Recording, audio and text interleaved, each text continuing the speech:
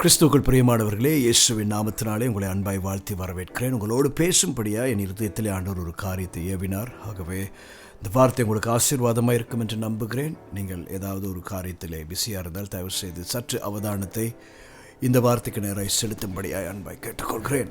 கடந்த சில கிழமைகளாக கர்த்தர்கள் மத்தியிலே சபையிலே நம் அடுத்த நிலையை அடைவதை குறித்தும் அதற்கு எதிராக இருக்கிற தடைகளை குறித்தும் பேசிக்கொண்டிருக்கிறார். விசேஷமாக நேற்றைய தினத்திலே எப்படி மற்றவர்களால் நாம் அடுத்த நிலையை அடைகிற காரியம் தடுக்கப்படுகிறது என்பதை குறித்து ஆண்டவர் பேசினார். அதற்கு உதாரணமாக நாங்கள் வேதத்தில் இருந்து ஆபிரகாம் லோத்தின் சம்பவத்தை நாங்கள் பார்த்தோம். ஆபிரகாம் லோத்தை தன்னோடு கூட அழைத்து கொண்டு வருகிறார். ஆனால் மந்தை மேய்க்கிற மேய்ப்பர்கள் அண்டையில் வந்த அந்த சலசலப்பு நிமித்தம், பிரச்சனைகளின் நிமித்தம் அவர்கள் பிரிய வேண்டிய ஒரு நிலைமை வருகிறது. ஆகவே பிரிய வேண்டிய நிலைமை வந்த பொழுது ஆபிரகாம் அவருக்கு பிடித்த இடத்தை செலக்ட் பண்ணுகிற ஒரு ஆப்ஷனை கொடுக்கிறார். கொடுத்த பொழுது ஆசீர்வாதமாக இருக்கிற செழிப்பாக இருக்கிற இடத்தை பார்த்து கொண்டு அவர் போனார் என்று சொல்லி பார்க்கிறோம். அதன் பின்பு ஆதியாகமம் 13ஆம் அதிகாரம் 14ஆம் வசனத்தை 15ஆம் வசனத்தை வாசிக்கும் போது, லோத்து ஆபிரகாமை விட்டு பிரிந்த பின்பு கர்த்தர் ஆபிரகாமை நோக்கி, உன் கண்களை ஏறெடுத்து நீ இருக்கிற இடத்திலிருந்து வடக்கையும் தெற்கையும் கிழக்கையும் மேற்கையும் நோக்கி பார். நீ பார்க்கிற இந்த பூமி முழுவதையும் நான் உனக்கும் உன் சந்ததிக்கும் என்றைக்கும் இருக்கும்படி செய்வேன் என்கிறார். தொடர்ந்து நாம் வாசித்து கொண்டு போகலாம். ஆண்டவர் எப்படிப்பட்ட ஒரு ஆசீர்வாதத்தை ஆபிரகாமுக்கு வைத்திருந்தார் என்று சொல்லி நாங்கள் பார்க்கலாம். இப்பொழுது இந்த ஆசீர்வாதத்தை குறித்தும் நான் தரப்போகிற காரியம் இதுவாக இருக்கும் அப்படி என்று சொல்லி ஆண்டவர் எப்பொழுது ஆபிரகாமோடு பேசுகிறார் என்று பார்த்தால், லோத்து எப்பொழுது ஆபிரகாமை விட்டு பிரிந்து போகிறாரோ அப்பொழுது தான் ஆண்டவர் இந்த ஆசீர்வாதங்களை ஆபிரகாமுக்கு தருவதாக பேசுகிறார். எனக்கு பிரியமானவர்களே, லோத்து யார் என்று சொல்லி பார்த்தால் ஆபிரகாமுடைய சகோதரனுடைய குமாரனாய் காணப்படுகிறார். ஆகவே இந்த லோத்து இவரோடு இருக்கும் போது இவருடைய உண்மையான குணாதிசயம் ஆபிரகாமுக்கு தெரியாமல் இருந்திருக்கலாம். ஆனால் ஆண்டவர் லோத்து எப்படிப்பட்டவர் என்று அறிந்திருந்தார்.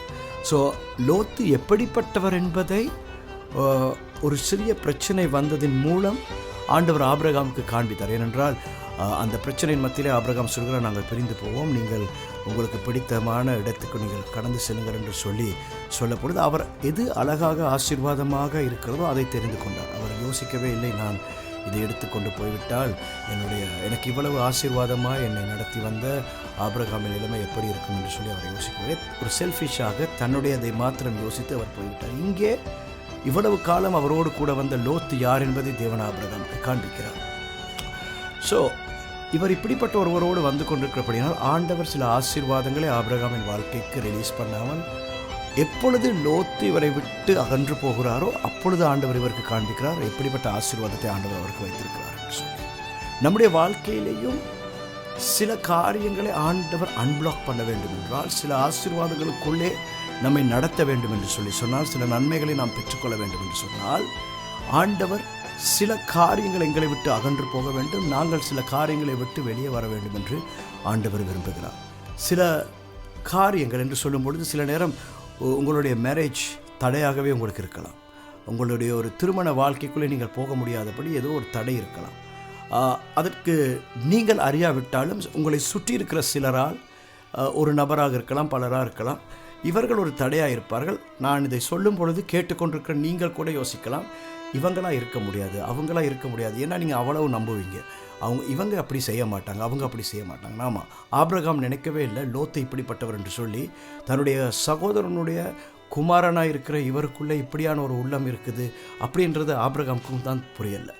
ஆகவே ஆபிரகாம் அவரை முழுக்க நம்பித்தான் அவரை கூட்டிக் கொண்டு வந்து அவர் ஆசீர்வாதமாக இருக்கணும் என்று சொல்லித்தான் கூட்டிக் கொண்டு வந்தார். ஆனால் ஒரு இடத்தில் ஆபிரகாம் அறிந்து கொண்டார் அவர் எப்படிப்பட்டவர். அதுபோலத்தான் உங்களுடைய வாழ்க்கையில் கூட நீங்கள் ஒரு திருமணம் பண்ணாமல் இருக்கிறீங்கன்னு சொன்னால், நீங்கள் ஒரு திருமண வாழ்க்கைக்குள்ளே போகிறதுக்கு உங்களை சுற்றி இருக்கிற சிலர் தடையாக இருப்பாங்க.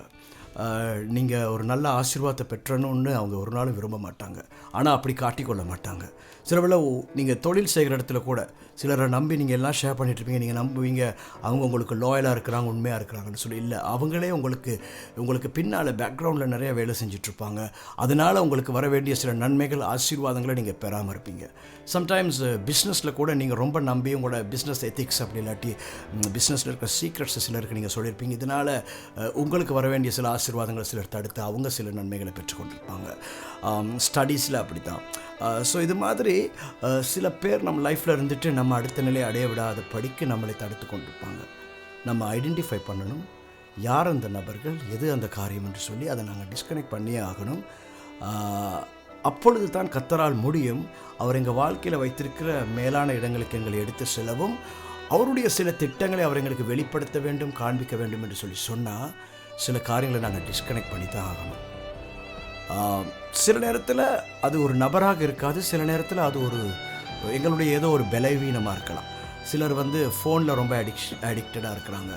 சிலருக்கு கோபம் வர்றது ஒரு பிரச்சனையாக இருக்குது.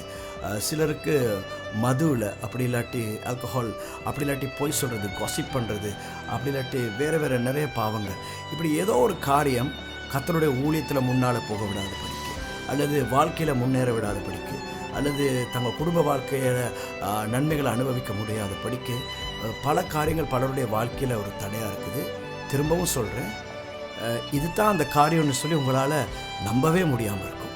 இந்த நபர் தான் இதை பண்ணிகிட்ருக்காரு, இவங்களால தான் எனக்கு இந்த நன்மை கிடைக்குது இல்லைன்னு உங்களால் நம்பவே முடியாமல் இருக்கும். ஏன்னா நீங்கள் அவ்வளவு ட்ரஸ்ட் பண்ணுவீங்க, லோத்தை ஆபிரகாம் ட்ரஸ்ட் பண்ணது போல். ஆனால் ஆண்டவர் ஒரு நாள் ஆபிரகாமின் கண்களை திறந்து காண்பித்தார் லோத்து எப்படிப்பட்டவர் என்று சொல்லி. அதன் பின்பு நாங்கள் வாசித்த வார்த்தையின்படி ஆதியாகமம் 13ஆம் அதிகாரம் 14ஆம் 15ஆம் வசனத்தில் 16ஆம் வசனத்தில் தொடர்ந்து பார்த்தா அந்த வசனத்தில் இருக்கிறபடி அவர் எப்படிப்பட்ட ஒருவர் என்பதை காண்பித்தது மாத்திரமல்லாமல் அவர் மேலே ஆண்டவர் வைத்த அந்த நோக்கம், அவருக்கு வைத்திருந்த ஆசீர்வாதங்கள் என்ன என்று சொல்லி ஆண்டவர் வெளிப்படுத்தினார். உங்களிடத்தில் நான் தயவாக கேட்டுக்கொள்கிறேன், ஆண்டவர் உங்களுக்கு அநேக ஆசீர்வாதங்களை தர ஆயத்தமாக இருக்கிறார். அவர் அநேக நன்மைகளை உங்களுக்கு செய்ய ஆயத்தமாக இருக்கிறார்.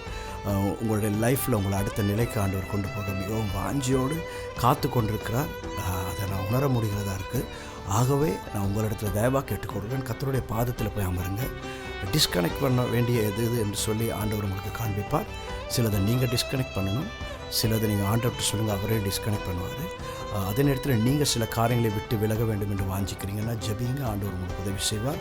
இதன் மூலமாக கர்த்தர் உங்களை அடுத்த நிலைகளுக்கு எடுத்து செல்வார். ஆண்டவர் தம்மை உங்களை ஆசீர்வதிப்பார். இது ரொம்ப ஒரு சீரியஸான மேட்டராக இருக்குது. ஸோ இதை லைட்டாக எடுக்காங்க, ப்ரே பண்ணுங்கள், கர்த்தர் உங்களுக்கு வழிகளை வாய்க்க பண்ணுவார். God bless you. Have a blessed week.